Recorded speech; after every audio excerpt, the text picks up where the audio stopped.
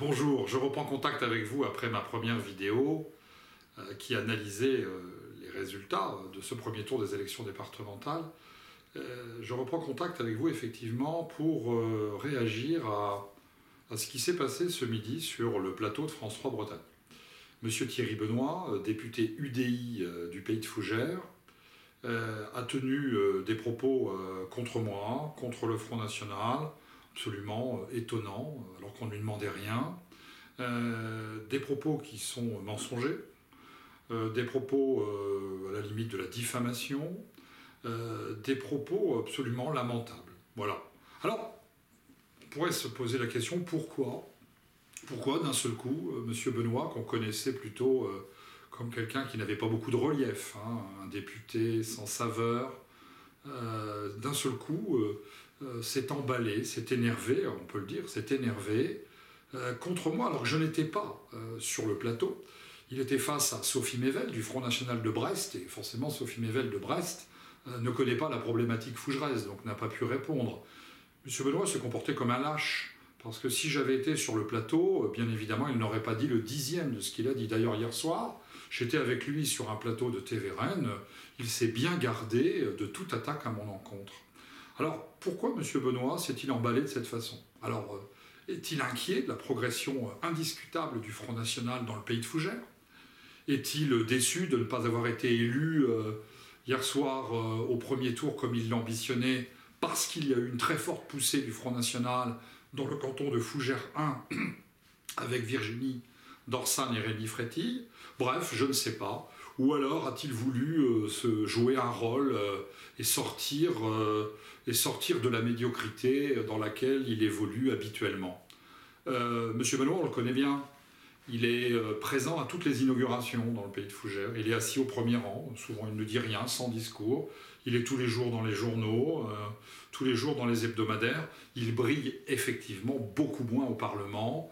Il fait partie de ces députés sans saveur, sans relief, parfois peu audibles, peu compréhensibles. Mais là, il a donné un visage de sectarisme assez étonnant. Un visage de sectarisme assez étonnant. Il s'est permis aussi d'attaquer la chaîne de télévision France 3 en disant que cette chaîne de télévision m'invitait en permanence. Il a dit par exemple qu'avant les municipales de Fougères, j'étais invité 3 fois à la Voix est libre, alors qu'en fin de compte, je n'ai fait qu'une seule Voix est libre avant les municipales, mais bon, tout est bon contre le Front National, on peut raconter n'importe quoi. Néanmoins, je vous délivre quelque chose, chers téléspectateurs de France 3, et chers électeurs, chers auditeurs, c'est qu'à la fin du débat, la direction de France 3 Bretagne est venue se plaindre auprès de M. Benoît, l'a réprimandé pour ses propos qu'elle a trouvés elle-même déplacés. Et M. Benoît donc s'est retrouvé finalement dans une position assez inconfortable en dehors des caméras, puisqu'il a été mis face à son attitude sectaire, face à son attitude incompréhensible. Alors, dans cette émission également, quelque chose de fort intéressant, M. Benoît, alors qu'on ne lui demandait rien, a répété à plusieurs reprises, c'est vrai qu'il a peut-être le sentiment parfois qu'il n'est pas toujours compris lorsqu'il s'exprime, a répété à plusieurs fois que lui, personnellement, il appelait à voter socialiste, ouvertement, lorsqu'il y avait un duel avec le Front National. C'est vrai qu'il y a beaucoup de duels avec le Front National en Ille-et-Vilaine, grâce à la forte progression du Front National. Bon, nous en prenons acte. C'est vrai qu'il n'a pas voté la motion de censure, permettant ainsi l'adoption de la loi Macron. C'est vrai qu'il appartient à une formation politique, l'UDI, dont il faut dire un petit mot. C'est quand même la formation politique qui a tiré un trait sur la France, qui veut donner toutes les manettes à l'Europe des technocrates, des libéraux, des grandes multinationales, des banques de Bruxelles. C'est aussi le parti, l'UDI, le plus immigrationniste qui soit. Monsieur Lagarde, son président, en Seine-Saint-Denis, a déclaré publiquement qu'il n'hésitait pas à financer directement des associations islamistes, voire même radicales. Et ça, il faut que les électeurs le sachent.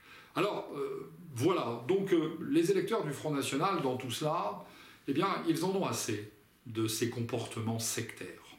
Ils en ont assez de se faire insulter.